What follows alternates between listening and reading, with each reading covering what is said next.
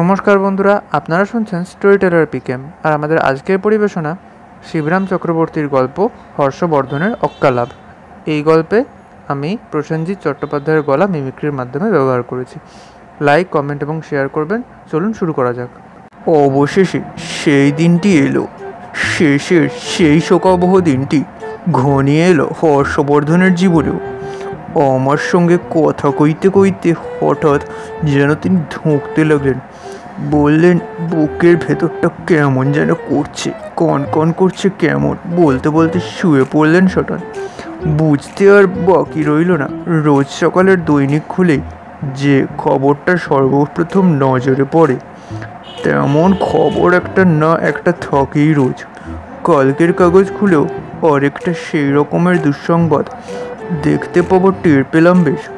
যে খবরে আত্মবিয়োগের ব্যথা অনুভব করে থাকে। আমারও তো উচ্চ রক্তচাপজনিত হার্টের দোষ। ওই রোজ যে খবর পড়ে আমার বুক ধড়ফড় করে, আর মনে হয় আমি যেন মারা গেলাম আজ। আর আধ ঘন্টা ধরে প্রায় আধমরার মতোই পড়ে থাকি বিছানায়। মনে হলো তেমন ধারার একটা খবর যেন আমার চোখের ওপর ঘুরতে চলেছে। কদিন ধরেই ভদ্রলোকের শরীর তেমন ভালো যাচ্ছিল না।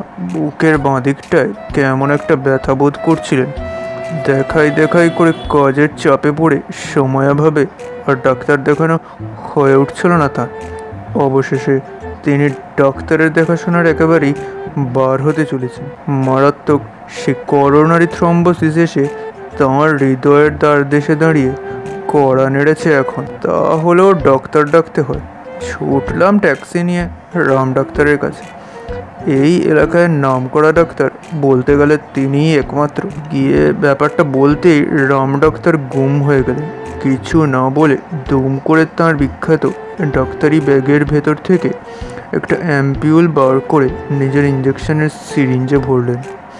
ভয় খেয়ে আমি বলি, অজ্ঞে না, আমি নই, আমার কিছু হয়নি, কোনো অসুখ করেনি আমার, দোহাই আমাকে যেন ইঞ্জেকশন দেবেন না। হর্ষবর্ধন বাবুর বুকেই বলতে বলতে আমি 7 হাত পিছিয়ে গেলাম ভয় খেয়ে। রাম ডাক্তারের এই এক ব্যারাম, অসুখের নাম করে কেউ সামনে এলে কাছে পেলেই ধরে তাকে এই ইঞ্জেকশন ঠুকে দেন। তিনি আমার কথার কোনো জবাব না দিয়ে সিরিঞ্জ হাতে বিনা বক্তব্যে সেই ট্যাক্সিতে গিয়ে উঠলেন। সিরিঞ্জ হাতে নামলেন ট্যাক্সির থেকে ও আমার হাতে তার ডাক্তারি ব্যাগ গুছিয়ে দিয়ে। গিয়ে দেখি হর্ষবর্ধন বিছানায় লম্বমান। দেখেই বুঝলাম হয়ে গেছে, দেহ রক্ষা করেছেন ভদ্রলোক। সিরিঞ্জটা আমার হাতে দিয়ে, ধরুন এটা ততক্ষণ বলে রাম ডাক্তার হর্ষবর্ধনের নাড়ি টিপে দেখলেন। তারপর স্টেথিস্কোপ বসালেন। অবশেষে গম্ভীর মুখে জানালেন, সব শেষ। আমি ফল ধরার লক্ষণের মতো তাঁর সিরিঞ্জ হাতে কম্পাউন্ডারের দুর্লক্ষণের ন্যায় দাঁড়িয়ে আছি তখন।